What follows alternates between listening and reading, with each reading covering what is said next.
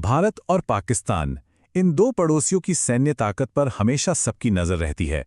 तो आज हम सिर्फ आंकड़ों पर नजर डालेंगे और देखेंगे कि जमीन, हवा और समंदर में कौन कितना शक्तिशाली है।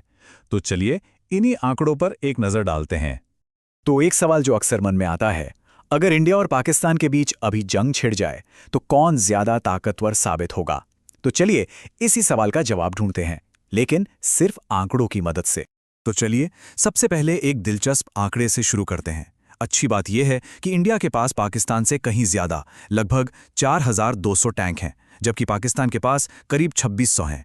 लेकिन एक चौंकाने वाला आंकड़ा भी है। सेल्फ प्रोपेल्ड आर्टिलरी के मामले में पाकिस्तान बहुत आगे है।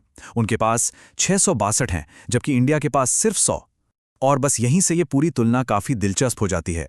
तो चलिए सबसे पहले बात करते हैं मैन पावर की, यानी जमीन पर कौन ज्यादा मजबूत है।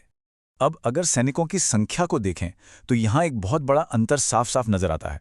इंडिया के पास 14 लाख एक्टिव, 21 लाख रिजर्व और 13 लाख पैरामिलिट्री सैनिक हैं। दूसरी तरफ पाकिस्तान के पास 6.5 लाख एक्टिव, 5.5 लाख रिजर्व और 5 लाख पैरामिलिट्री सैनिक हैं। मतलब हर एक कैटेगरी में भारत की बढ़त साफ है। और ये जो एक्टिव सैनिक है ना, ये आंकड़ा बहुत ही अहम है। मतलब दुगने से भी ज्यादा का फर्क। इसका सीधा मतलब ये है कि किसी भी जंग की शुरुआत में ही भारत के पास एक बहुत बड़ी, मतलब एक न्यूमेरिकल एडवांटेज होती है। अच्छा, जमीन की बात तो हो गई, अब चलते हैं आसमान की तरफ। देखते हैं एयरफोर्स में कौन आगे है। तो देखिए हवा में भी भारत की बढ़त कायम है। अगर कुल एयरक्राफ्ट की संख्या देखें तो इंडिया के पास 2200 से ज्यादा हैं, जबकि पाकिस्तान के पास करीबन 1400। और देखिए ये बढ़त सिर्फ टोटल नंबर्स में नहीं है।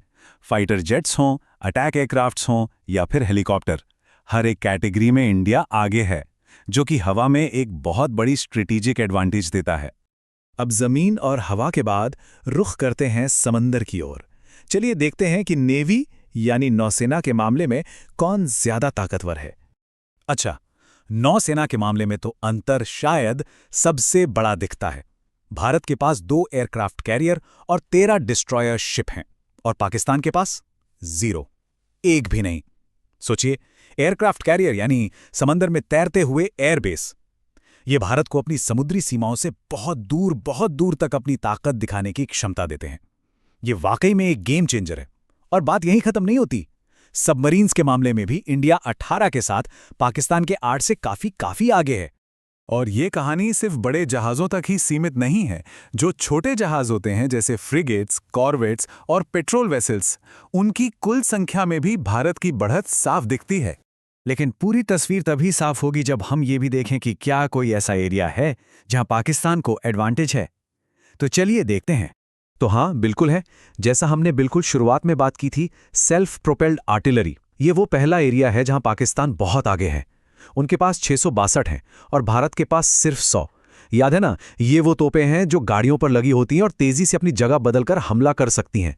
ये जमीनी लड़ाई में दुश्मन को संभलने का मौका ही नहीं देती। और दूसरा एरिया है मोबाइल रॉकेट सिस्टम्स।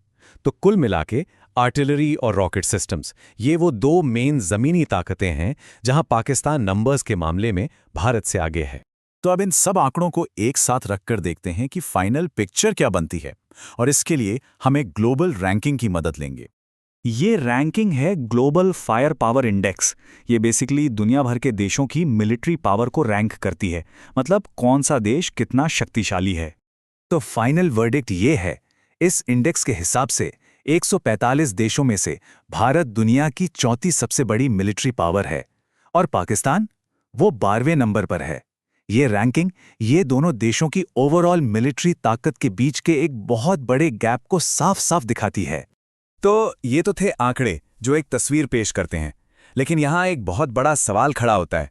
क्या सिर्फ मिलिट्री के आंकड़े ही किसी जंग की पूरी कहानी बता सकते हैं? इस पर सोचना बहुत जरूरी है।